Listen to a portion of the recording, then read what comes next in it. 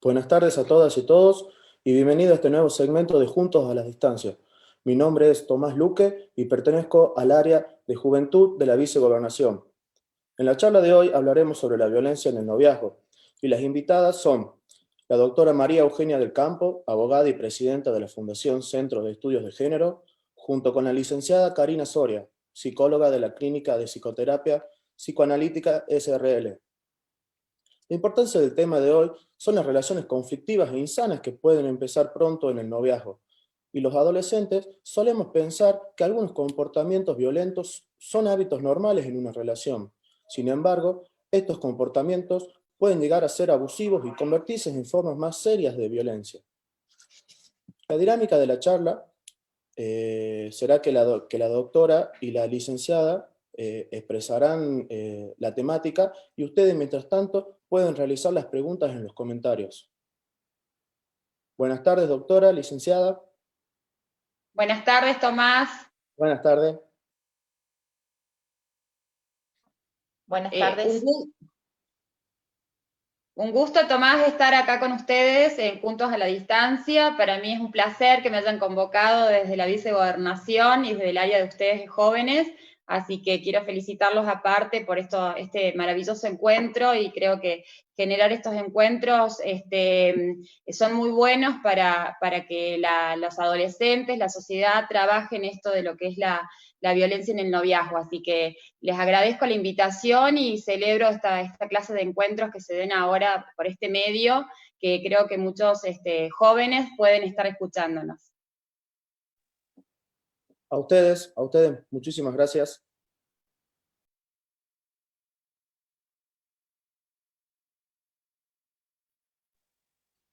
Buenas tardes, licenciada. Buenas tardes, Tomás. Bueno, muy agradecida por la invitación de parte de la Vicegobernación y sobre todo para trabajar en este tema tan importante. Siempre es bienvenido que se creen espacios a donde poder abrir debate, donde poder preguntar, donde poder repensar ciertas temáticas que están naturalizadas en la población. Así que bueno, nada, muy agradecida y esperemos que sea de gran ayuda para la gente que nos está escuchando. Sin duda, licenciada. Así que bueno, doctora, le doy la palabra. Bueno, vamos a empezar a tocar este tema que es tan difícil como la violencia en el noviazgo. Primero quiero comenzar a hablar esto de qué entendemos por por novios o noviazgos. En un sentido amplio debemos saber qué son esas relaciones amorosas que se van a generar entre dos personas, que pueden ser aquellas relaciones que aquellas personas que recién se están conociendo, o quienes en un tiempo, o quienes vienen ya conociéndose en un tiempo prolongado. También debemos entenderla como relación de noviazgo, las parejas más informales, las circunstanciales. Muchas veces lo importante que debemos saber en estas relaciones es que en las parejas debe primar lo que es el respeto mutuo entre ambas partes, que en lo que exista lo que se llama la igualdad, en que los dos puedan tener los mismos derechos y que no existan relaciones de asimetrías o de desigualdades, que eso lo que va a llevar es a la dominación, a la manipulación, a lastimarse, incluso a someter en la pareja, uno somete al otro dentro de la pareja. Y esto muchas veces lo que va a generar son vínculos de dependencia emocional, de posesión, difícil de romper, tanto para el agresor como para la víctima. Y es muy difícil cuando uno ingresa dentro de este círculo, que se llama el círculo de violencia, poder salir si uno no tiene ayuda necesaria. Y hay veces que hay que detectar, porque muchas veces el problema de detectar cuando estamos dentro de un círculo de violencia se nos complica bastante.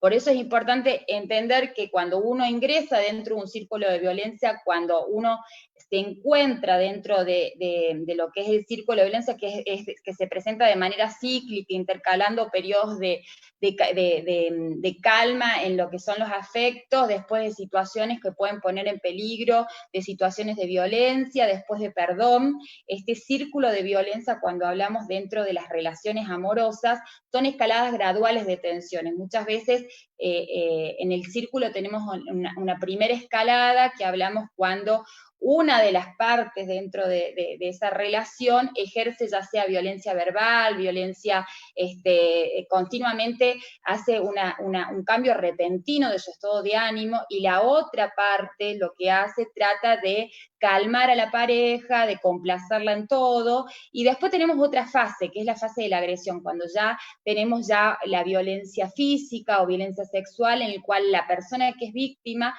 le producen ansiedades, temores fundados, incluso intenta pedir ayuda, ya sea algún familiar, algún amigo, o quiere saber a dónde puede acudir a pedir ayuda. Y después tenemos una fase que es lo que conocemos como la fase de luna de miel, que es esa fase en la cual ya se produjo el episodio de violencia, entonces el agresor lo que hace es pedir perdón, mostrarse amable, cariñoso, promete que nunca más va a volver a repetirse ese momento de violencia, jura y promete que no sabe qué es lo que le pasó. Entonces muchas veces la persona, la víctima sería en este caso, se siente como que el agresor va a cambiar, piensa que el agresor va a cambiar sus formas de pensar. Muchas veces debemos saber, cuando hablamos de círculos de violencia, que el círculo de violencia muchas veces es muy difícil salir del círculo de la violencia. Y se ha demostrado que quienes más sufren la violencia son las mujeres y las niñas. Cuando hablamos de relaciones de noviazgo, generalmente pueden ser varones,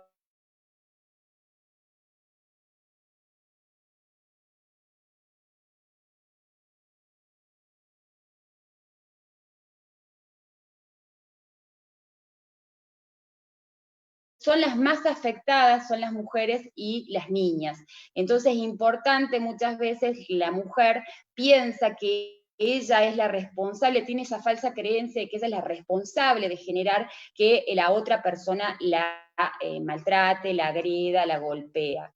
Debemos saber que en el año 2009 en Argentina, a raíz de esto, de comenzar a visualizar de que muchas mujeres se veían dentro de estos círculos de violencia, se veía mucho la violencia contra la mujer, han comenzado a generarse leyes en nuestro estado, como la ley 26485, que es la ley de protección integral para prevenir, sancionar y erradicar la violencia contra la mujer.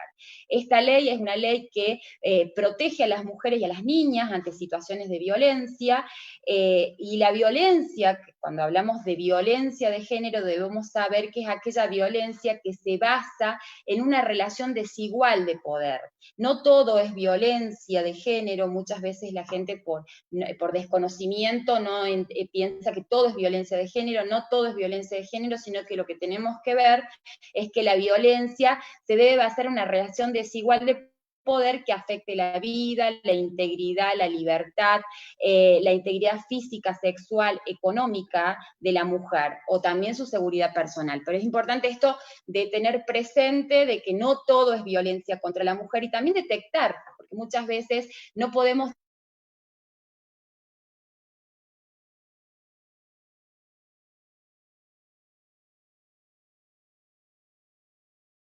conocemos a alguien que le están ejerciendo violencia, porque la más visibilizada de las violencias es la violencia física, la violencia del golpe, la lesión sobre el cuerpo de la persona. También tenemos la violencia sexual, que es cuando se vulnera el derecho de poder decidir sobre el propio cuerpo de uno. Y también hablamos de violencia psicológica, una de las violencias más invisibilizadas dentro de nuestra sociedad, más naturalizada, y generalmente cuando hablamos de violencia de género, muchas veces el 75% de las veces la violencia de género empieza con la violencia psicológica. Y esta violencia muchas veces lo que hace, la violencia psicológica, hace que esa mujer, esa niña que transita la violencia, se empiece a deprimir, tenga intentos de suicidio. Entonces, el detectar esto de la violencia, las clases de violencia que pueden sufrir las mujeres y las niñas,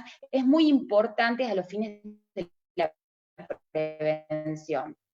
Y tenemos una de las formas más extremas de violencia, como son los femicidios, que es la muerte de una mujer en manos de un hombre. Esto es muy importante, trabajar, detectar rápidamente la violencia, el círculo de violencia que uno puede estar transitando.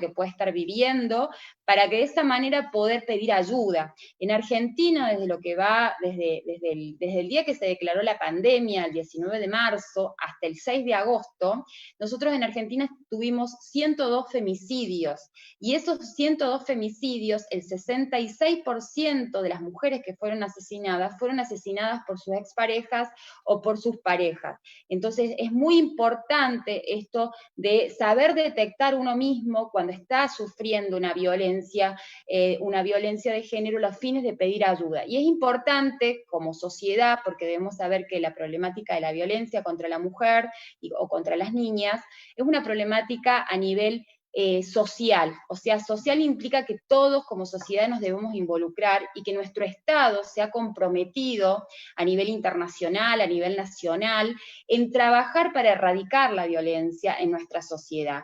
Entonces, cuando conozcamos a una mujer que transita la violencia, o una niña que transita la violencia, es importantísimo que seamos empáticos con esa persona, es importantísimo que la escuchemos, que no la juzguemos, que la podamos contener, que le brindemos información necesaria para ver dónde ella puede acercarse a pedir ayuda, que la ayudemos a que esa mujer se pueda empoderar emocionalmente, para que de esa manera ella pueda decidir libremente qué es lo que desea hacer, si desea salir de ese círculo de violencia. Y algo muy importante es que conozca sus derechos. Las mujeres deben conocer sus derechos, deben saber a qué lugares pueden acudir también, porque muchas veces las mujeres que transitan y las niñas que transitan la violencia no tienen el conocimiento de que en Catamarca tenemos lugares donde pueden acudir a pedir ayuda. Les voy a ir contando algunos lugares, después si quieren consultar por el medio del chat de la página, en consultar lo que deseen. Yo les voy a ir contando que en Catamarca nosotros, aparte de la línea nacional la 144, que cualquier mujer o cualquier persona que desee asesorarse puede llamar al 144, que es una línea nacional en la cual se da todo, se pueden consultar, ahí hay psicólogos, abogados, trabajadoras sociales en esa línea donde se puede hacer una consulta o asesorarse sobre algo que tengan alguna inquietud. Y también ellos derivan a cada provincia, depende de la provincia que sea, te van a derivar, te van a dar un número de teléfono o los lugares donde están habilitados para poder la mujer que transita la violencia poder pedir ayuda. En Catamarca tenemos el Hogar de Protección Guarmi, que es una institución que es del Estado, es totalmente gratuita. Cualquier mujer que transite la violencia puede acercarse a ese lugar se encuentra en Pasaje Gallo sin número, al frente del Maternidad. En ese lugar hay un equipo, hay abogados, hay psicólogos, trabajadoras sociales, que lo que hacen es ayudar a la mujer a transitar esto de lo que es la violencia, en acompañarlas, en empoderarlas emocionalmente para que puedan salir del círculo de la violencia, como así también cualquier mujer que transita la violencia puede acercarse a ese lugar con sus hijos, o si no tiene hijos puede acercarse sola, a los fines de poder quedarse en ese lugar para que la puedan ayudar. Muchas veces esto de decir, bueno, yo continúo con el agresor porque tengo problemas económicos, porque no puedo mantener a mis hijos, o por múltiples razones, problemas de índole económico, impide que esa mujer pueda salir. Bueno, en este lugar se arman proyectos, programas, a los fines de que esa mujer pueda emprender y aprender a hacer oficios para luego poder tener una salida laboral, como así también te pueden alojar ellas con sus hijos. Es muy importante que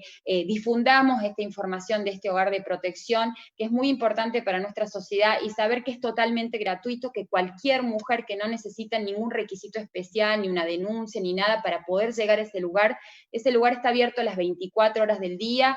Les voy a dejar los números que me parecen importantes, que pueden contactarse, lo pueden hacer a través del WhatsApp, al 3834-200-144, pueden mandar un mensaje cuando alguna mujer o alguna niña esté transitando la violencia para pedir una ayuda, un asesoramiento, lo pueden hacer a través de ese número, o al teléfono fijo que es el 3834 027684, ese es el número de teléfono fijo que se pueden contactar también a los fines de poder hacer una consulta, o si necesitan en algún momento acercarse para quedarse en el hogar de protección, lo pueden hacer. Es importante que se sepa que es totalmente gratuito y cualquier mujer o cualquier niña puede acercarse al hogar de protección Warmi.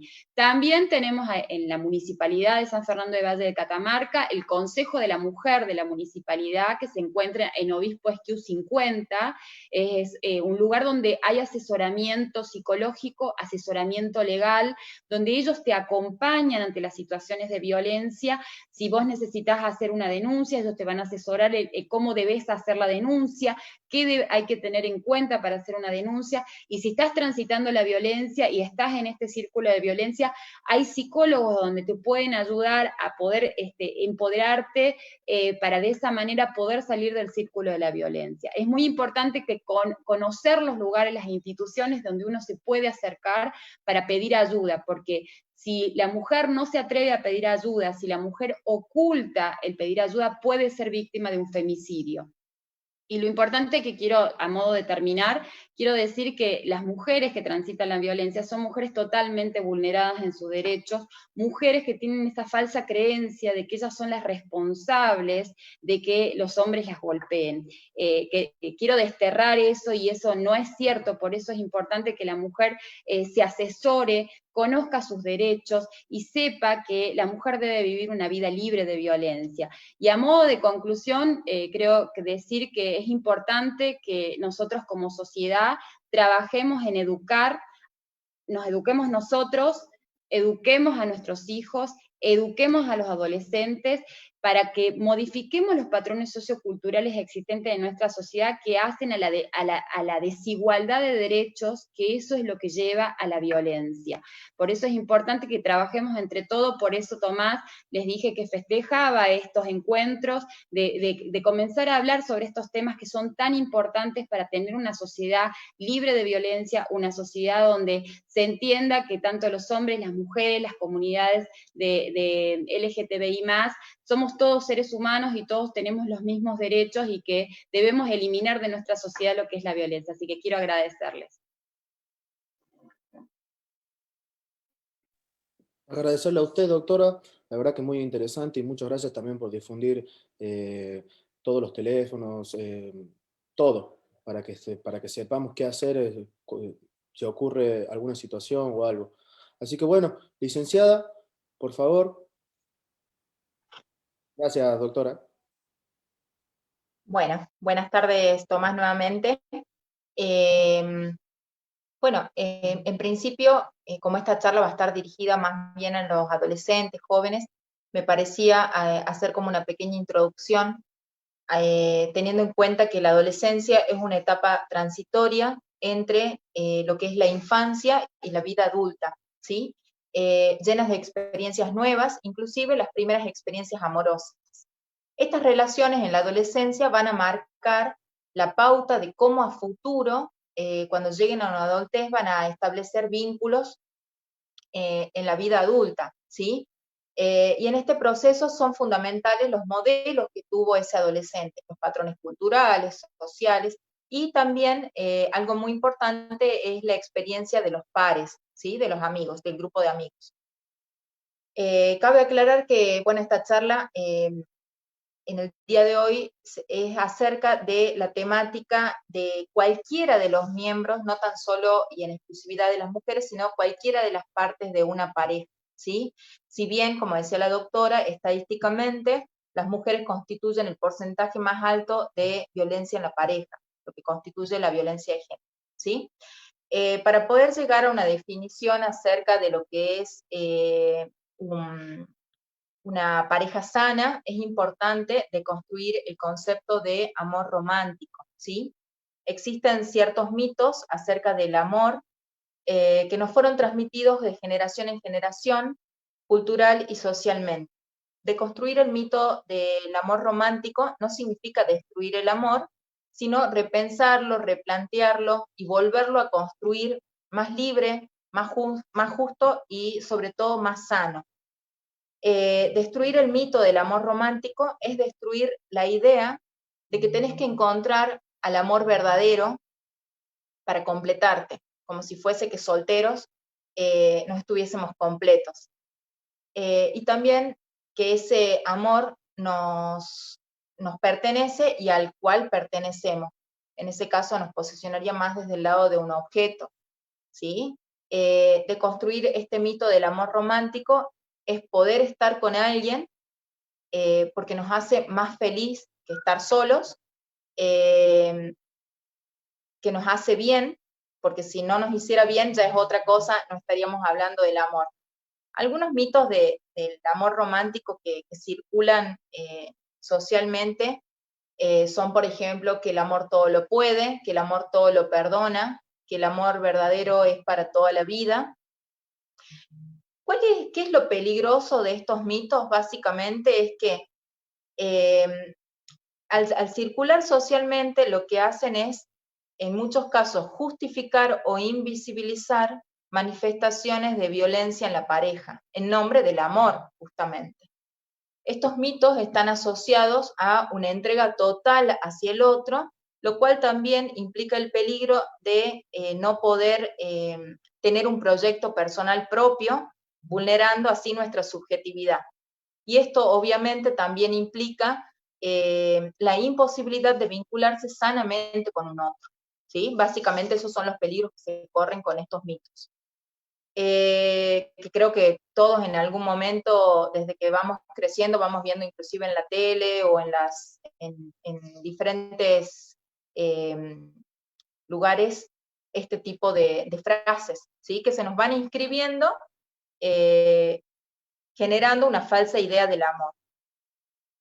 Ahora sí, habiendo desconstruido este concepto, podemos llegar a lo que es un noviazgo saludable, que a mi criterio tiene que tener algunas características. Primero, aceptar que el otro es una persona diferente y por lo tanto puede ser diferente a mí. Aceptar esto es muy importante porque debilita la esperanza de que el otro en algún momento va a cambiar por mí, ¿sí? Que es por lo que muchas veces se sostienen estos vínculos, en espera de que cambie o de que ya no me haga tal cosa o que no me diga tal otra, ¿sí? Después algo fundamental, motivo de consulta de casi todas las parejas que atiendo, subyacente a cualquier otra problemática está la falla en la comunicación. Una pareja saludable implica tener la posibilidad de comunicarse fluidamente y en forma empática, ¿sí? La empatía es la capacidad de ponerse en el lugar del otro. Como les decía, ese es uno de los motivos de consulta subyacentes en cualquier consulta de pareja, sea cual sea la problemática por la que vayan. Después, ante una situación conflictiva, que sean capaces de analizar las causas que los llevaron a ese punto. Eso le permite una apertura mental a generar nuevas estrategias y tener nuevas herramientas de solución de conflictos, ¿sí? Que no sean obviamente la violencia, ¿ok? También con lo que coincido es la reciprocidad en el vínculo, que no sea unilateral solo de un lado el respeto o el cariño, es sentir que puedo acompañar y que me acompañan, que puedo respetar y que me respetan, que puedo amar y que me aman, ¿sí? Y lo último también que me parece muy importante es que cada uno mantenga y pueda sostener un propio espacio. Inclusive, no tan solo físico, sino inclusive en lo subjetivo, vos, Tomás, mencionaste algo de la tecnología. Bueno, tener mi propia red social, mi propia clave de celular, a lo que quiero ir es que no sea invasivo el vínculo, que no porque el otro es mi pareja tiene que tener acceso a todo lo que es mío, lo que me pertenece, ¿sí? Obviamente, en cada una de las parejas se establecen diferentes tipos de contratos y son funcionales en eso. Pero ya, si yo lo hago porque el otro me lo pide solamente y no porque realmente lo quiero hacer, es otra cosa, ¿sí? Algo fundamental es cuidar el vínculo desde el inicio. ¿Qué quiero decir esto? Existe algún concepto que se llama experiencias fundantes, que es bueno plantearlo desde el principio si, por ejemplo, ante situaciones de control mínimo, si yo en lo personal ya tengo una ideología respecto de eso, es importante limitar de forma sana a ese control, porque ese control seguramente va a ir en crecimiento y cuando yo lo quiera frenar ya va a ser imposible de frenar. Entonces, estas experiencias fundantes que les explicaba son fundamentales para sentar las bases de un vínculo sano. Que a partir de ahí vos digas, bueno, ya sé que eso no me gusta, bueno, a partir de ahí plantear un vínculo más saludable, ¿sí? Algo muy importante también en esto de lo vincular son los modelos vinculares.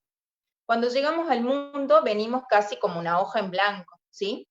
En la que se van inscribiendo valores, modos de ser, de hacer y de querer. En ese sentido, tomamos como modelos de identificación aquellos otros significativos que nos rodean, en la mayoría de los casos nuestros padres, ¿sí? Y nos van enseñando modos de vincularnos con un otro.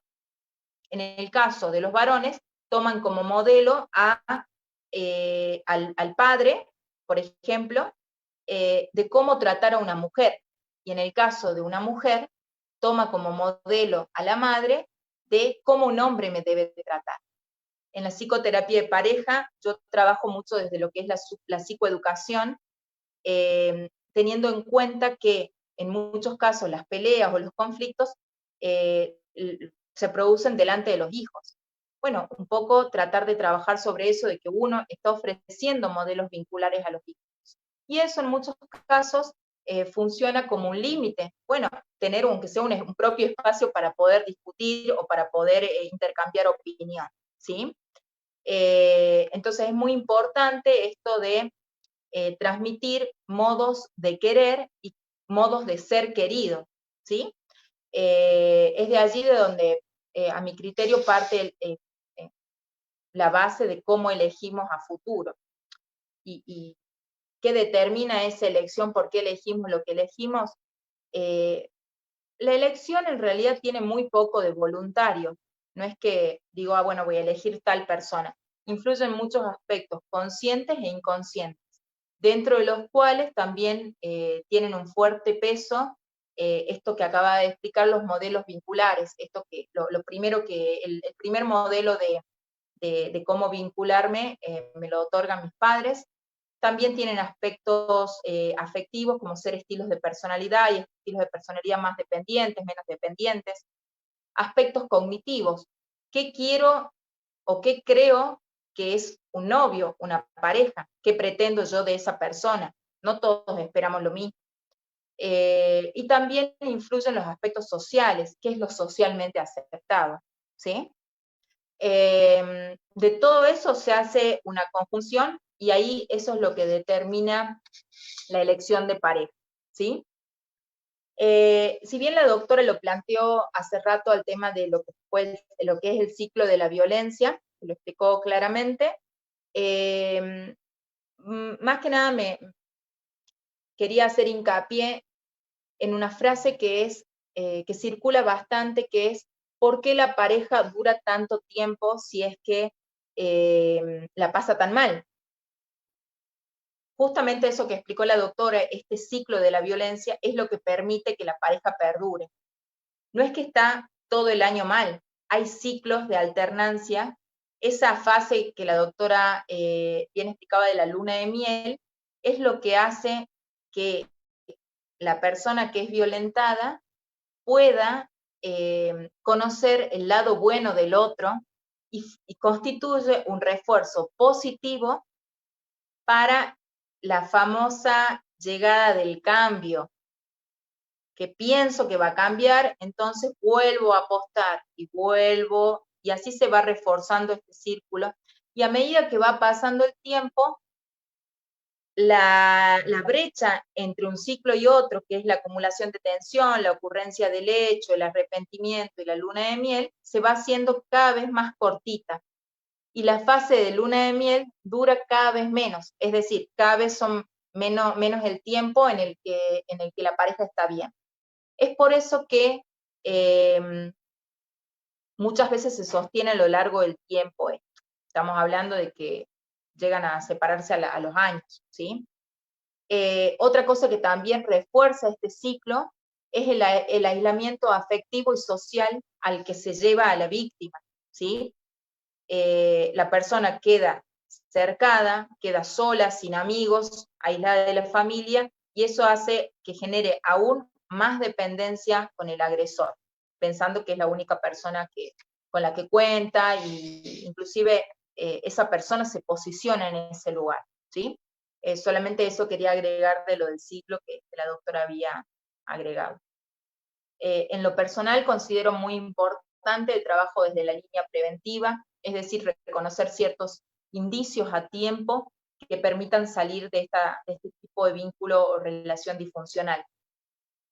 En este caso, los maestros, los padres, los familiares, amigos, cumplen un rol importantísimo como agentes preventores de salud para detectar signos y síntomas de violencia, algunos de los cuales los más importantes son cambios bruscos en el estado de ánimo, y otro el aislamiento o retraimiento. Esos son como los básicos. Es importante, y siempre voy a remarcar, creo que en la charla anterior también he remarcado esto, el diálogo en la familia, el poder abrir espacios, quizá no de hablar, porque muchas veces los padres hablan mucho y brindan poco espacio a la escuchar qué es lo que el otro tiene para decir, y una observación activa, porque muchas veces no se dice algo, pero uno desde la observación puede detectar estos signos. Quien no tiene un amigo, una amiga, un conocido que ha vivido algún tipo de situación de violencia, y hay que tener en cuenta que esos hechos graves a los que se llega, como decía la doctora, un femicidio, en algún momento comenzó con ese ciclo de acumulación de tensión, de pequeños problemitas que fueron incrementando en calidad y en cantidad. Entonces es ahí donde radica la importancia de la detección precoz de estas situaciones, para después no lamentar, uy, cómo no me di cuenta de esto, cómo pude, o en el caso de las mamás, que en algunos casos también recibo consultas, cómo no me di cuenta a tiempo para poder ayudarla. Yo creo que todos queremos por ahí poder dar una mano a alguien, y es por eso que es importante, como les decía, reconocer estos signos o síntomas. La ansiedad ante ciertas situaciones que presenten algunas personas, por ejemplo, cuando suena el celular, bueno, estar atento a cuál es la reacción.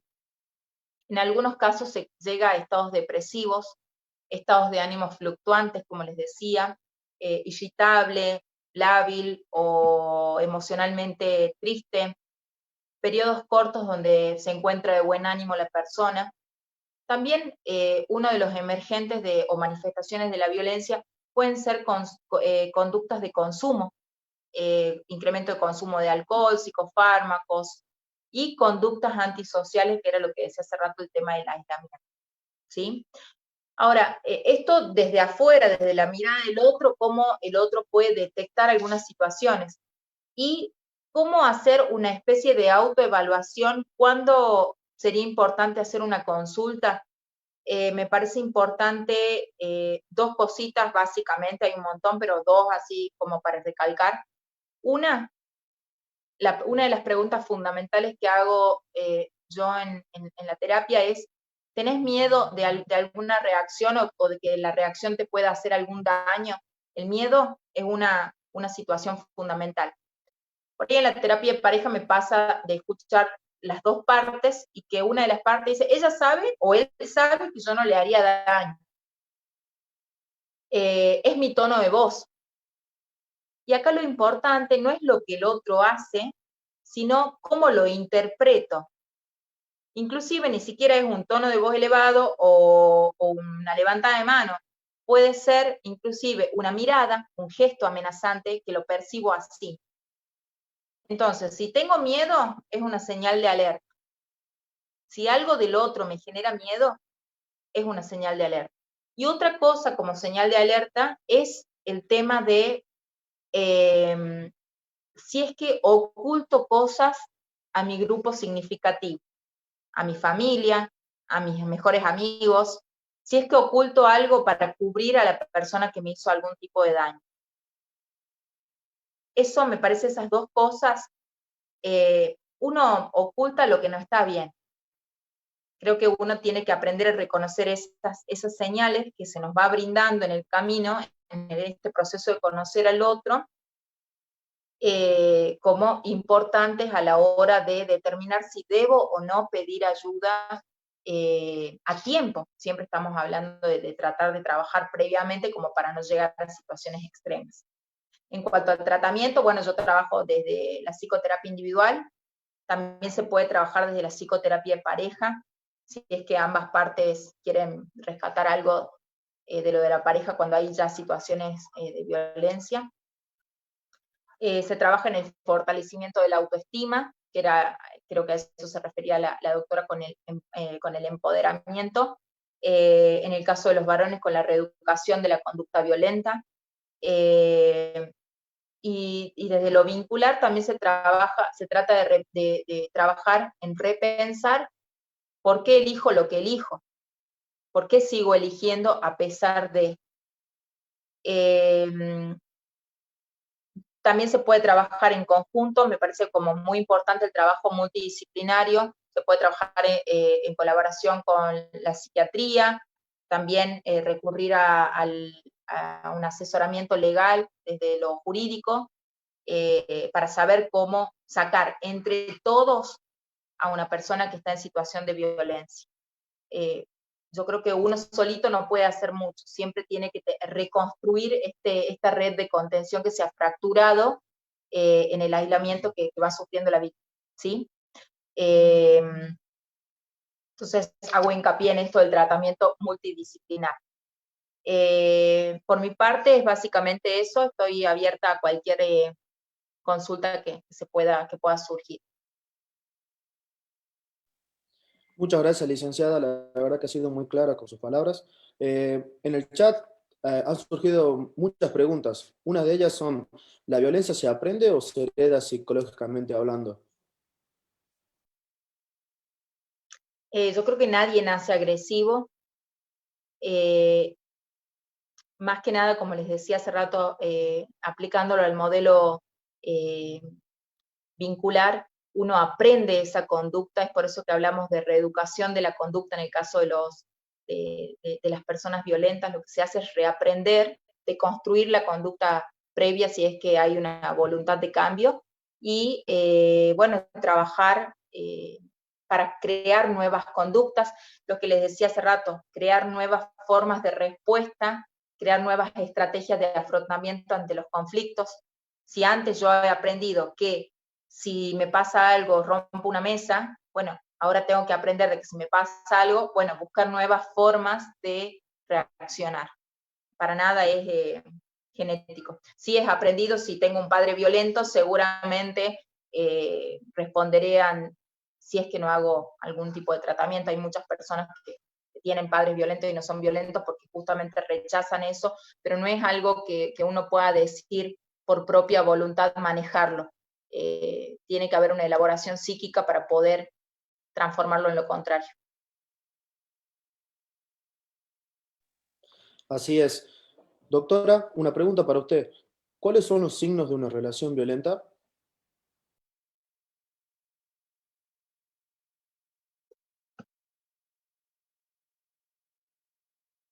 ¿Para la doctora es o para mí? Para la doctora, debe estar Bien. teniendo unos problemas técnicos. Mientras tanto, le hago una consulta a usted, mientras vuelve la conexión. ¿Qué señales Bien. hay sobre el chantaje o manipulación emocional? Bien, creo que apunta a saber reconocer a alguien que es manipulador, la pregunta. ¿Puede ser? Así es, ¿sí? Bueno, básicamente una persona que es manipuladora carece de empatía. Es una persona que jamás se puede posicionar en tu lugar y que ante cualquier situación siempre va a usar el mecanismo defensivo de la proyección, que es depositar la responsabilidad de cualquier cosa que suceda en el otro, en el afuera. ¿Sí? Ese es uno de los rasgos principales de una persona que ejerce manipulación sobre otro. No sé si Tomás, respondí a tu pregunta, Tom. Sí, sí, perfecto, perfecto, licenciada. Doctora, ahora volvió estoy, la Tomás. conexión. Sí, volvió Sí, la sí, sí, conexión. está bien, está bien, está bien. Sí, ¿cómo era la Eh, pregunta? la pregunta es, ¿cuáles son los signos de una relación violenta? Los signos de una relación violenta, bueno, vamos a ir viendo. Esto de decir que tenemos que tener relaciones sanas, en el sentido de que no debe haber esto de comenzar una manipulación, una dominación hacia la otra persona cuando comenzamos una relación, el control constante del celular o aislarla a la persona. Muchas veces sucede que uno inicia una relación y lo primero que hace es aislarla a la persona porque no se junte más con amigos, comienza a aislar de la familia, muchas veces la manipulación constante o el no permitirle tener su celular o saber las claves, como decía la licenciada, la clave de las redes sociales, eso comenzar a detectar, porque es muy importante comenzar a detectar los pequeños, esas actitudes que se van produciendo.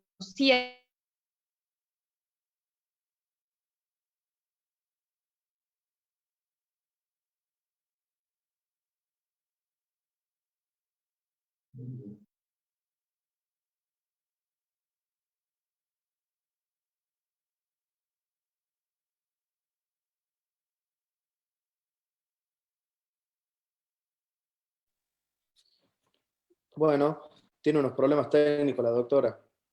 Licenciada, le Estoy hago a acá. usted, le hago a usted una consulta, la verdad que el chat está muy, muy activo. ¿Qué hacer o sea, si sé de un conocido o una conocida que esté en una situación de violencia? Bien. En primera instancia, pienso que es muy, muy difícil confiar en alguien cuando se está atravesando una situación de violencia. Entonces, lo primero que sugiero es no juzgar, ¿sí? Tratar de escuchar empáticamente al otro. Hay muchas frases, por ejemplo, le gusta que la traten mal, por ejemplo. Esa es como muy común, esa frase. Creo que a nadie nos gusta que nos traten mal, a menos que se trate ya de un masoquismo, que no creo que sea el caso. Pero escuchar empáticamente a la víctima, no juzgar, no obligar a tomar una decisión que todavía quizás no está preparada. Es decir, poder alojar ese pedido de ayuda.